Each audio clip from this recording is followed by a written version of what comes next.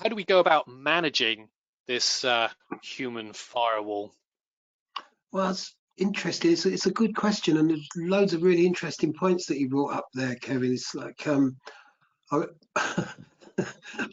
I was feeling for the poor employees who went after the Greg sandwich or the Greg sausage roll. I need to be disappointed at that hurdle.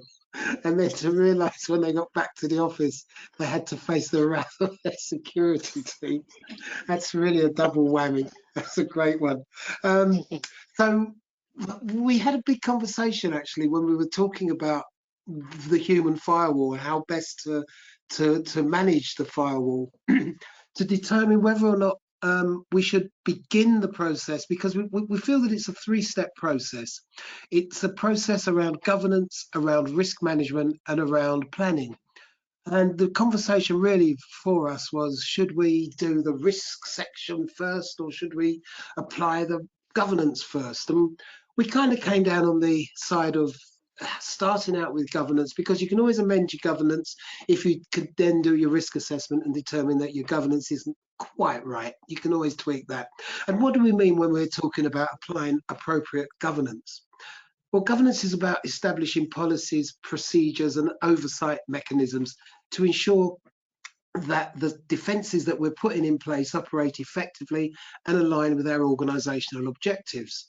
So for the policy development, we need to make sure that we are establishing clear cybersecurity policies, that we're defining the roles and the responsibilities, particularly of the employees, and in protecting the organisation from cyber threats.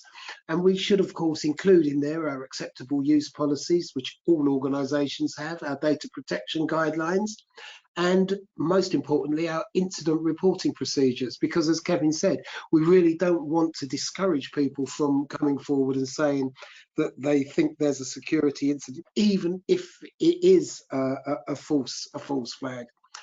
We have to ensure that there's strong leadership for cybersecurity initiatives. These things really should be driven by the top, and the C-suite have to lead by example around the security space especially. And this is where it's often key to sort of appoint an individual, sort of like a CISO, to oversee the implementation and enforcement of those policies throughout the organisation. And it's maybe necessary to implement mechanisms or some way to ensure that compliance with those internal policies and external regulations is being met. And one method of doing that is doing audits and assessments to see if you can identify gaps in the processes that you have in place and ensure that employees adhere to the policies and the protocols that you're asking them to follow. It's really about fostering a culture of accountability, because as Kevin said, security is everybody's business within the business, and every employee must understand their role in helping to maintain cybersecurity.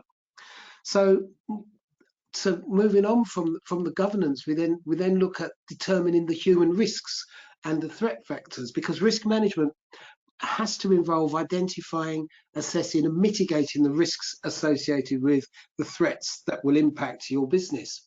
And you know that I can't get through a webinar without saying my catchphrase that security begins with A, and good threat identification will require that you understand the assets within your organization and that you can then conduct risk assessments against those assets to identify the potential cyber threats and vulnerabilities that could impact them, which will then, of course, allow you to implement mitigation strategies which will be tailored to those threats. And you can always include regular training programs, phishing simulations, and the use of advanced security technologies to help you detect and prevent those attacks.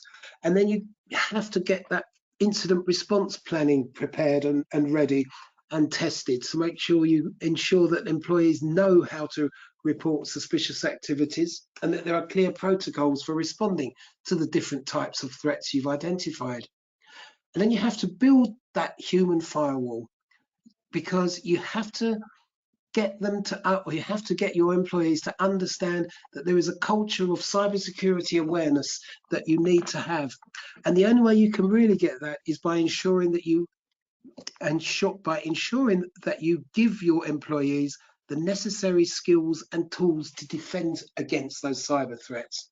And you do that by empowering them. You're empowering them by providing them with tools, resources, and training programs to keep them informed about the latest threats and the best practices, and use a variety of training methods. Do workshops, do e-learning modules, simulated attacks, anything to try and reinforce the learning and to foster a collaborative environment where employees feel comfortable sharing information about potential threats and vulnerabilities, and encourage open communication between different departments and ensure that everyone understands the importance of cybersecurity, because it's by focusing on governance, risk management, and building that strong security culture that companies will enhance the effectiveness of their employees and better protect themselves against threats.